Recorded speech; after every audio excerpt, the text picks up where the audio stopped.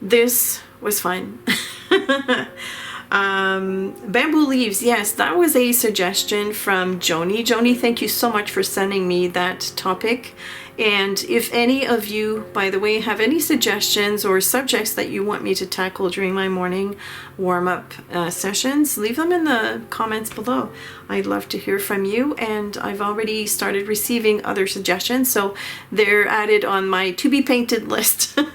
So I will tackle them, you know, as I'm able to or as I feel like doing so.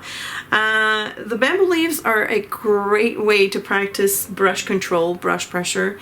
I use the number 2 silver black velvet brush because it comes to a very fine tip.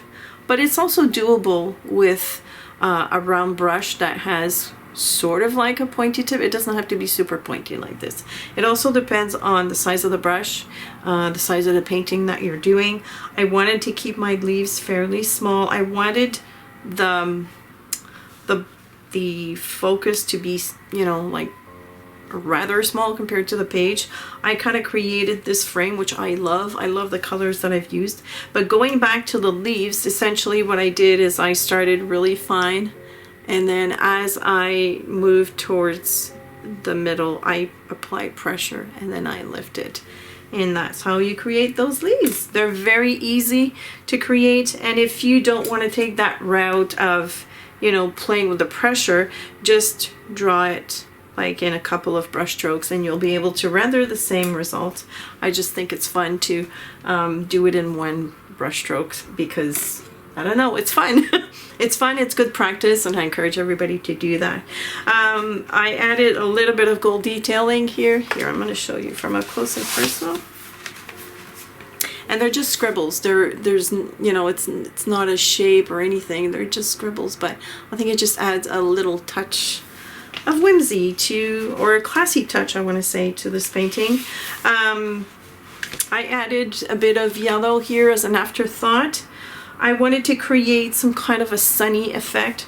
So in my mind, the light is coming this way. Probably there's a window there, it's coming in, and then it just something reflecting here. I don't know what it is. Maybe it's a mirror. It's a hidden mirror. But there's like a big, and I think this added some interest to the whole painting. It was flat before I added the yellow, and now it's just, I don't know, it just became alive. The bamboo shoots I kept to a minimum. I know that there are, there's bamboo shoots, they grow in sections. And I guess whenever they lose their leaves, it creates some kind of a break in the wood, and usually you would see the exposed wood at each sections. But I put my own spin on this, and I decided to leave gaps in between the lines that I created instead of rendering reality. And I don't know, I think it looks good. I think it adds a little bit of whimsy, so, and it's more simple. Anyways, I also added a little bit of white with my gel pen, but it doesn't really show, so I don't think it was necessary. It was just fun. Sometimes you just do things that because they're fun. Anyways, I hope, and I forgot to talk about the paints, which are awesome. I also used a set that I'm not used to showing here on screen, but this is the Mijello Mission Gold or Mission Gold class set by Mijello, and they were given to me by my friend Sylvia. They are amazing. They're creamy, they're honey based, they're heavily pigmented, they re-wet so beautifully. And I think that, I mean, you can judge by the colors. They're so vivid. They're awesome. Anyways, that's it for today. I've had a tremendous amount of fun. I encourage you to try this because, I don't know, it's joyful. It's fun. Bamboo leaves, to me, it's like It's like palm trees. It's exotic. We don't have those here.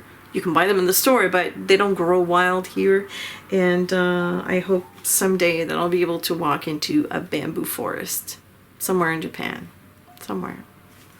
God willing. Anyways, thanks so much for watching. And if you have any questions or comments, please feel free to leave them below. Also, the supplies list will be listed in the description below. You just have to click on show more and it will appear somewhere in there. Thanks so much for watching. Thank you to my awesome patrons who made these videos possible. And I will see you tomorrow morning. Bye.